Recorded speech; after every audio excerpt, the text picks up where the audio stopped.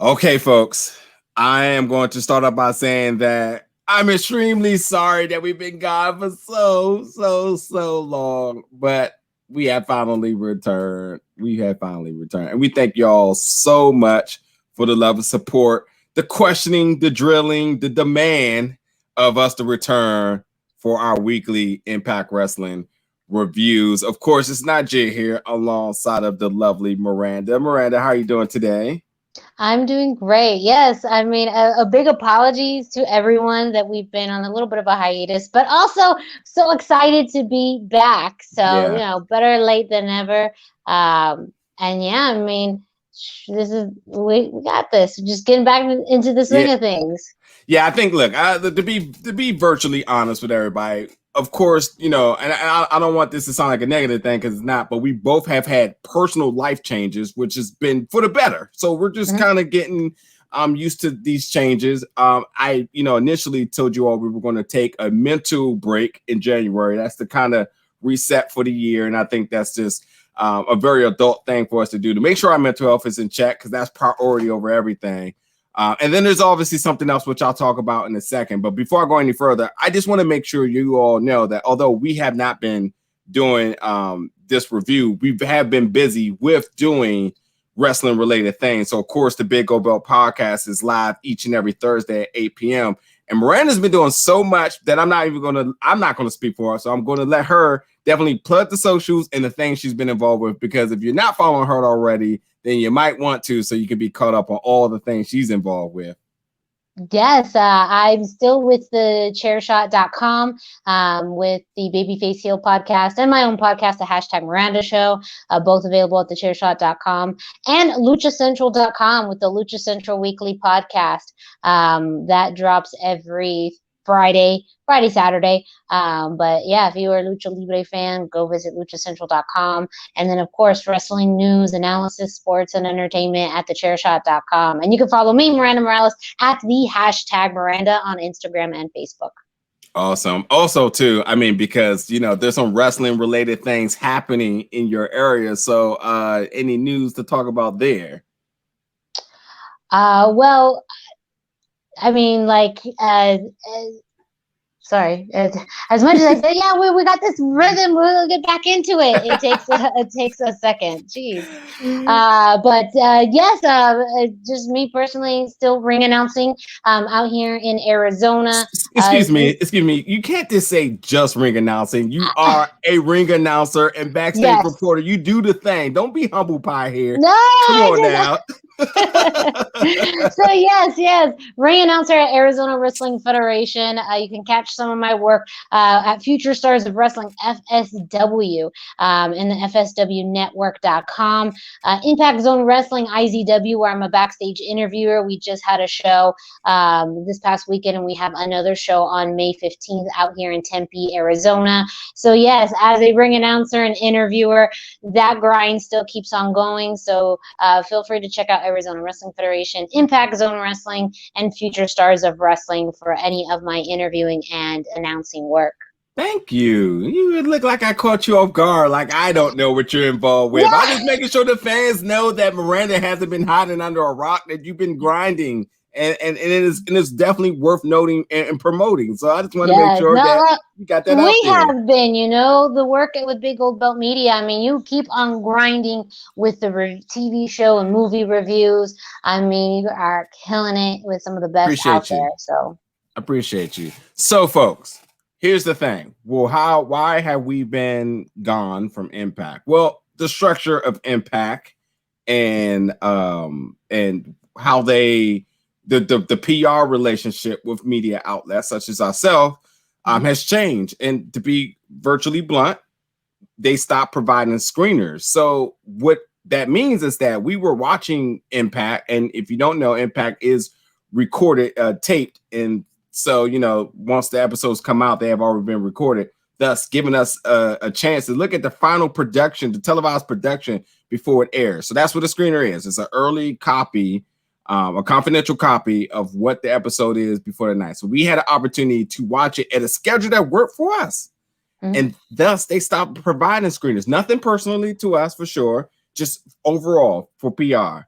So that complicated our schedule as far as putting out the content. And we had to go back to the thinking cap and saying, well, how can we do this? Because to be honest, we're adults and like watching the show is one thing. We definitely still keep up with it, but immediately recording at night, that's just a really high demand that we just can't obligate weekly the way that we want to, the way that you all want to. So we've just kind of been shuffling. We also had our fingers crossed that maybe we would get screeners again, but it hasn't happened. So we're back and we're going to change the structure just a little bit, but we need just a little bit of you all's help. And that is, what do you all want us to do each week? What do you want us to talk about? And better yet, here's another question.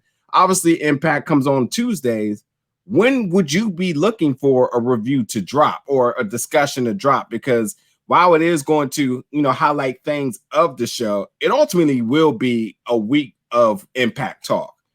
So, news, which we kind of tied into our reviews, but now we're definitely going to make sure that we highlight news. And I think now it's more, it just makes more sense because of the relationships that Impact has. Yes. They're breaking down the barriers. So now we can talk about other promotions, and it's not like, why are we doing an Impact review but talking about AEW? Well, now because we have to. It's literally every week there is a plug for AEW on Impact. Same thing with New Japan now that just recently came about a few weeks ago. So the wrestling world is expanding, which then allows us to bring that into our weekly review. Yep. So definitely, folks, let us know in the comments, like, what is it that you all want us to kind of hear and highlight? And, we definitely want to stay unique. Again, we appreciate everybody that's been supporting us. And so we want to make sure that we're putting out the content that you all want to hear. And then also, when are you looking for reviews? Now, again, you were looking for our reviews that we're releasing after the conclusion of Impact, but we obviously had recorded them earlier in the day. So it just made sense. We were already tucked in and away for bed probably by the time it comes out. Sometimes you got to call it early when you have a lot on your plate. But that's just adult life, thing. It gets real. But again, we just want to make sure we can put out the content that you all want to hear. But anyway, come on now, we got to talk about everything that's been happening over the last 3 months. And I think the first thing that we talk about is immediately what we just said, and that's the relationship, the partnerships that Impact has had. We're talking about initially with the Kenny Omega thing, which opened the door with AEW, now New Japan, and even with, now the official working relationship with New Japan, because, we had the Impact talent working at the Super J Cup, which we talked about the possibilities of that. And I think now we're starting to see that manifest. But the question right now at hand is, what is the state of Impact Wrestling after these relationships? Has it gotten better? Has it gotten worse?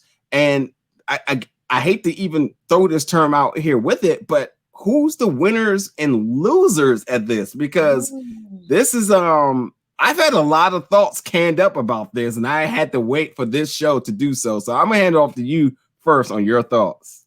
Interesting. I guess in a slightly weird way, I'd say at the beginning, it really benefited Impact. We saw that in the ratings, we saw that in their press coverage, and the tie-in every week to AEW was really strong. However, with time, it kind of lost its luster.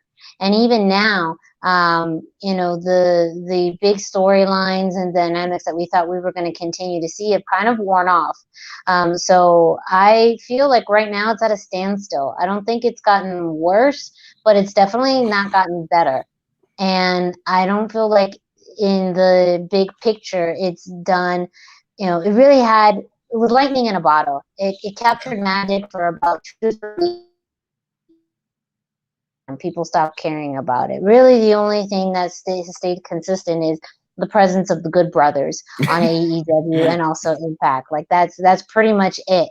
I did love the idea of and seeing Private Party in Impact. They actually feel sometimes like more of an Impact tag team than an AEW tag team. So I just thought that inclusion was great.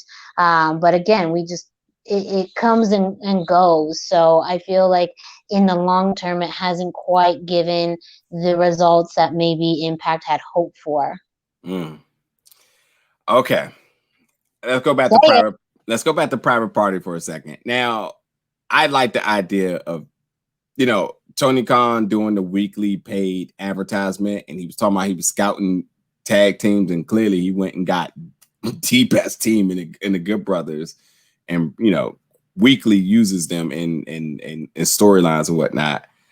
But yeah, we talked about crossovers, and the first major crossover outside of Kenny Omega was Private Party, and there's been a lot of people saying like, well, Impact sent their C team, which on Impact looks like a team, and I don't agree with that. But I also do agree with the first part of that is that I don't feel like they sent a draw back to Impact as Impact sent the draw to them. And I thought that, if we're talking about fantasy matches and booking, then we want to see the best of the best. The Bucks should go over. If you're really talking about a partnership, then you don't give scraps. And that's nothing against Private Party, but let's be honest now, the Private Party is not even in the upper echelon of talent in AEW's tag team division. And even if you think about other tag teams that have had history, like Penta and Phoenix,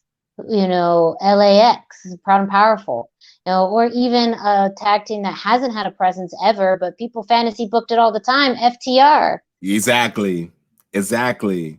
So it's a little bit of a head scratcher to me. Like, well, I get AEW's definitely, utilizing this and benefit from this, but it's like Impact didn't really receive a compilation back that makes sense. And for all the teams you just named, I would expected them to come 1 week. We've only had one. So it's just weird to me that it seems like, Impact drew the short straw. So like that definitely was a little disappointing to me. Cause like, yeah, the fantasy matches that we talked about booking on the Impact side as well too, there's top elite talent there waiting. And it just would have been cool to be able to see. So that's really disappointed that went down the way it did. Impact just got the short end of the stick there. But I got to talk about the other thing too. And that's the idea that the paid advertisement thing, it was cool maybe the first 2 weeks, but now it just kind of feels kind of like a gimmick to Tony Khan. That he's, it is. It's his gimmick, and it's disconnected because that's not the gimmick. That's not who he plays on AEW. It's only on Impact, and it's a kind of a funny gimmick. But again, that means you're only playing it in one area, so then it doesn't quite make sense. We just still don't understand who Tony Khan is because he's only playing this role in a very small space and area. Yeah. So it's. The character itself has grown on me, but still the concept behind these things, I still don't understand. Look, it devalues everything that Impact is. And like, after a while, it's like, oh, that's a joke. And you're like, oh, that's funny, buddy. But then it started to become an because you're already devalued the champion in Rich Swann, in the angles you worked. And we talked about that, before we took a hiatus, and how, the ultimate idea was that, well, if you're going to do that, then you need Rich to go over, and then Rich didn't go over. So you had AEW stand tall, then you weekly invite them back to trash your champions, your brand. And, we'll be the first to say that Impact is legitimately a top talent promotion. It is. But when you have another really established top talent promotion by the court of public opinion, shall I say, when you have that happening to one that's shown longevity and resilience over these years, it doesn't help because the court of public opinion / cancel culture, the judge, jury, and executioners, they're really the ones who have the last say. And I think that because that what Tony Khan is doing to Impact, it really devalues everything. And it's like they came in as vultures, took the ones that they wanted, and then left everything else as scraps. And that's not good. That's not how a partnership works. This felt like almost like a I gotta think of a good word for this, because the first two words like are not words. And it's not even an invasion. A hostile takeover. Yeah, it's a hostile takeover. And I think we could have even been entertained with an invasion angle where you had all these talents come and you had an AEW versus Impact. I feel like that would have made more sense than exactly the scenario you described. Is they took your Impact World Tag Team Champions and, they had Kenny Omega beat Rich Swann. And that's another point. Like, it wasn't just that Rich Swann was beat. Like, Kenny Omega pinned Rich Swann on an Impact pay-per-view. So talk about devaluing your champion. Already a champion that, people are skeptical of. Period. When you look at Rich Swann, you don't think of a world champion. And it's not anything to Rich Swann's talent and abilities. And even his character, it just is when you think of, people held that belt and what that belt is supposed to mean. You don't think of Rich Swann at this point in his career. And that also leads to, maybe Impact not building him up correctly. We saw, that whole program between him and Eric Young and all the inconsistencies and kind of crap storytelling with that. So they didn't help themselves in it. But you're right. It just seems like now every week Tony Khan comes on, makes jokes about Impact, plugs a bunch of AEW matches and leaves. And what's the point of that? That's inviting someone to your house to insult you every week and just bring them in. They're coming to your house and they're coming to insult you. Like, how does that, when you think about it, you wonder, what outside of, financially, and that's how they're selling it, that AEW pays every week for it. But then almost worse, like Impact doesn't have the ability to value their terms as a company because they want money. Yeah, I still think, like, to be honest, I think it's a dick move because, like, I just don't see how anybody can come to the negotiation table and say, like, yeah, sure, we'll definitely help build your brand and we will definitely have a working relationship where we can use each other's talent. It would be really cool if I can, like, do this gimmick where I could come on each week with these retro commercials and just trash y'all. Like, what do you think? Like, oh, yeah, cool. 2 weeks would probably be funny. I can see that being funny, but every week is the thing, and then there's no reciprocation from it. It literally is like, it's almost like a bad marital affair. Like, it's really bad. And I really have been patient. We've been patient for sure. Yeah. And like, I have not seen the light of the end of the tunnel here. And if there is somewhere down the line a resolution, it's still bad booking because it shouldn't be trash Cinderella story. Like, it doesn't work that way. Consistency, like, get that consistency and good storytelling. Yeah, imagine if Cinderella mom kept her in the attic the entire time and she just stood up there just humble, and then one day the prince was like, I wonder if there's somebody up there that I can go up there and marry randomly. It's like these type of things just don't make sense if that was the story. Like, the tips to get out, the random rendezvous, and then ultimately buy and love. But like, here is this like weeks of trash with nothing else. And it's supposed to be a partnership. Yeah. Which is so weird to me. It's that, how do you not send a tag team, an individual, your women's division who AEW doesn't even care about? How? Like the easy answer to this too is having your women's divisions have cross promotional, matches, because as we saw, the Impact women's roster right now is kind of depleted. Taya left, Rosemary's not active. Like, you have room to bring in AEW women's talent to have fantastic matches too. Impact, the Knockouts division, knows how to have good matches. You talk about the Virtuosa, who is claimed, she's one of the best wrestlers in the entire world. Why not have her match up with, the AEW women's champion or any other AEW women's talent? It just, like, that surprises me that they haven't even gone in that direction when both divisions really need it right now for different reasons. But both divisions would highly, highly benefit from cross-promotional work. Definitely. Absolutely. And I just a little hunch. I think, like, Deanna, who's taking indie bookings, I think she might be low-key scouting talent to bring back the Impact, because she's working with I'll say, really trendy names on the independent circuit, and trendy, popular, however you want to build it. Good, debatable, but nonetheless, names that are almost becoming, secondhand on the indies. And I'm pretty sure that could possibly be what they're doing. But even still, if they're working on the bottom end of trying to figure out things, the top end should easily be like, well, you got a lot of women over there that would love to wrestle our women. Yes. In to be honest, I'm sure Impact can be like, we treat our women good and y'all really don't care about you all. So like, right. That's exactly. So it's criminal when the Kenny Omega thing happened, how excited both brands were. And then you have to think somewhere somebody was like, nah, we're not doing this. And I wonder who it could have been. I wonder why and who would it just be like, we don't want this to seem like one big shindig. We just want Kenny Omega and Don Callis resources and the storyline from Japan. And hey, the Good Brothers, they're part of this too somehow. We'll just use them. Hey, we can sell some Too Sweet stuff because clearly all our marks love this.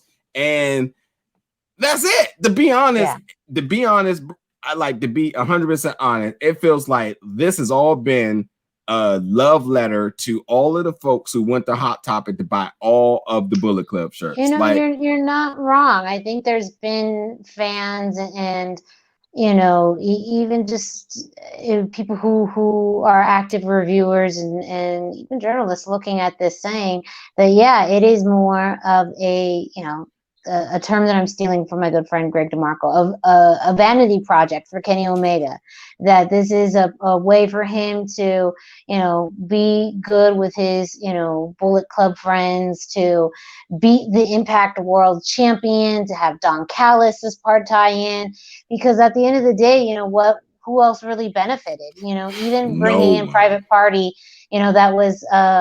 that was really the only other team or any other group who benefited. Oh yeah. Look, your pups can make a cameo. We're cool with that. Everyone.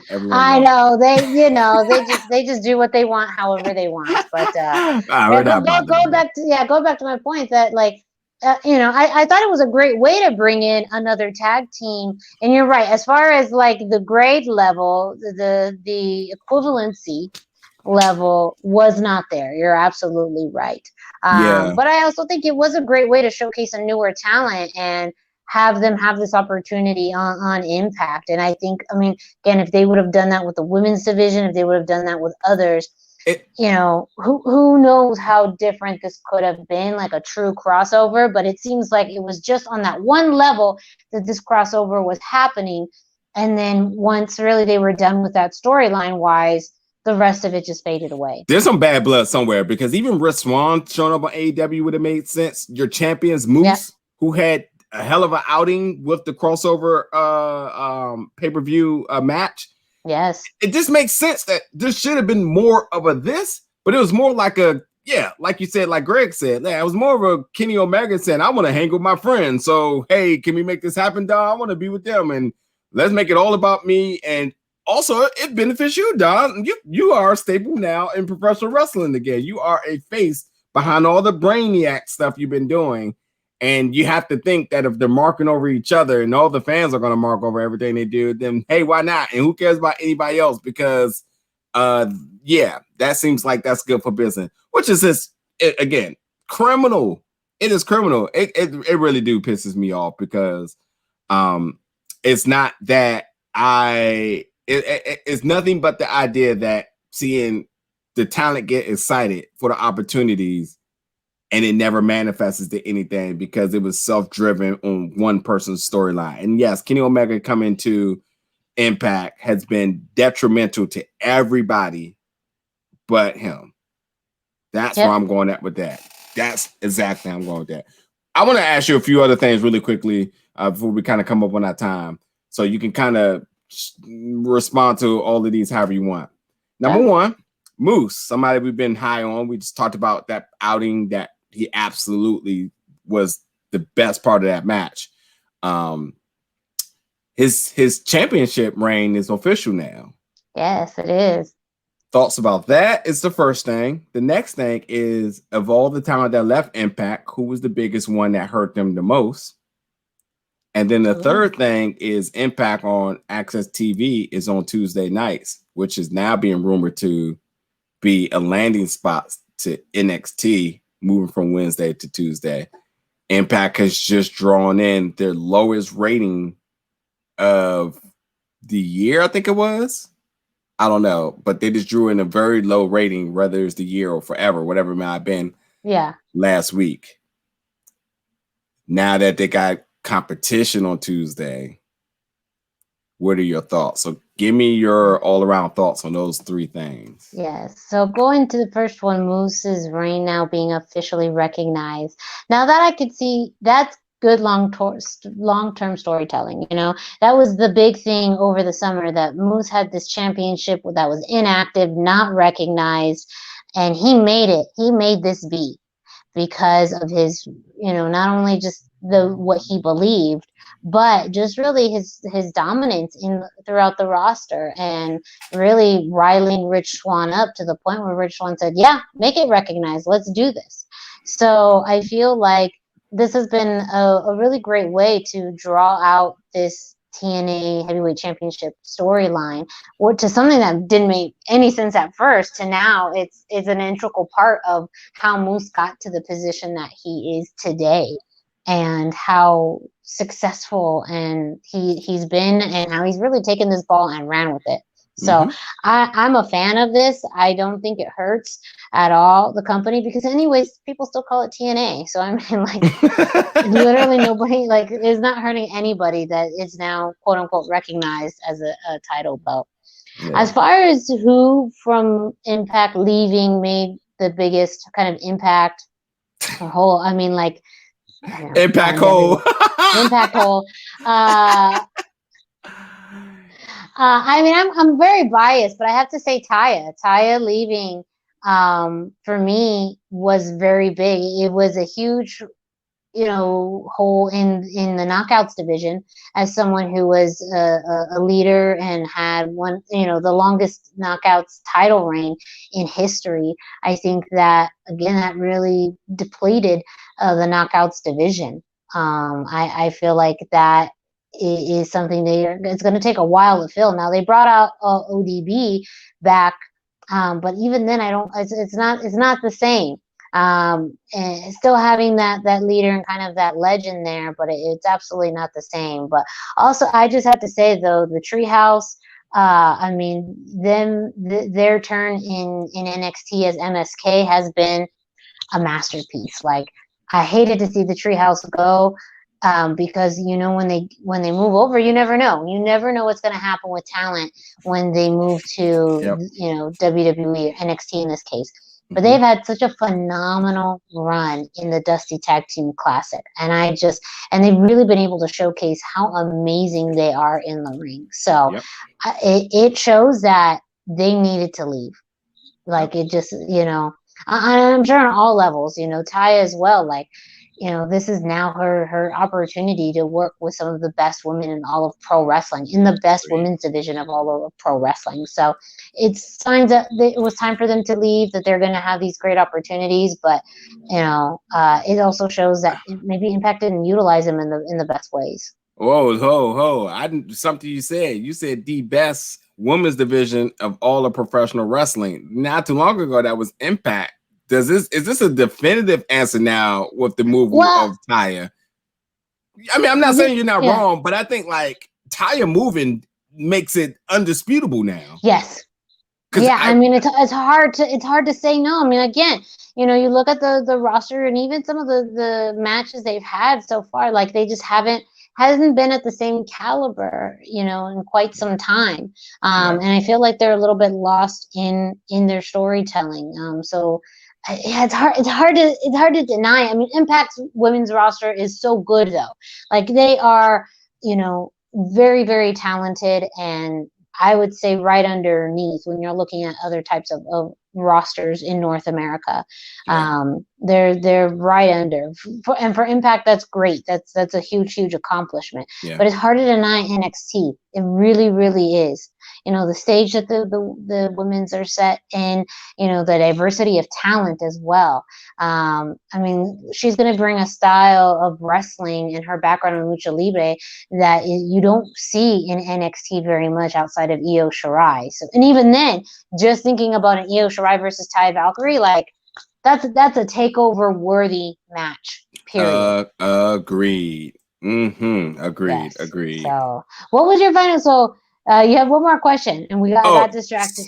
Yeah, and then ratings, which Impact brought in their lowest rating in 2021 this past week, and it doesn't think things are going to get better because competition is now moving to Tuesday. So, what's kind of your thoughts about this? I kind of think I don't know. Back in the day when that happened, they did what they thought was best, and that's usually move. They would move nights. And so there's a gut feeling that maybe that would be something that they would do, and just move. But also the fact that, you know, they are on Access TV, which is not a channel many people have, and Twitch, that, you know, I don't know if it's going to make that big of a difference, to be honest. So I don't know, but yeah, they could go kind of some of their classic tactics and just change to Wednesday or Thursday, you know, and kind of preserve some of that. But we all see too what happens when you change. You know, you have to really educate your fan base of doing that. And there's so many other things that you know have an influence on what day you can change to. But you know. Yeah, I mean, it's very possible that NXT will be taking some of that viewership away. Yeah. We'll have to see. Impact does have a loyal fan base, so you know this will be a discussion we will absolutely revisit, and I think that's a good way to end the show today. But we definitely want to hear from you all thoughts about the topics that we brought up, and again to the questions earlier. Kind of, what do you kind of wanting to hear us cover, and how you wanted to hear us cover it? And obviously, when are you looking for the content to drop? When's the really trendy moment when you're like, man, I'm looking for some new Impact conversation? So, you know, we want to definitely engage with you all to make sure we can get out the best content possible. But that'll do it for this week for us here, for me, myself, Nigeria, Miranda, and we're excited to be back talking. So, you know, thank you so much for y'all love and support, and make sure we gotten this done. Anything else you want to add, Miranda, before we roll out? No, just echoing your sentiments. Thank you so much for all of the listeners and viewers of this. Welcome back. We're happy to be back for joining us. And yeah, let us know your comments and feedback in the comment section. We'd love to hear from you. I mean, this is new, but at the end of the day, you know, we want to do this for the fans of Impact Wrestling. So let us know your thoughts, and that way we can make sure we're bringing you the content and information you want to know. Right on. Well, thank you so much for watching, folks, and we'll catch you all very soon for another review. Thank you for tuning in. Bye.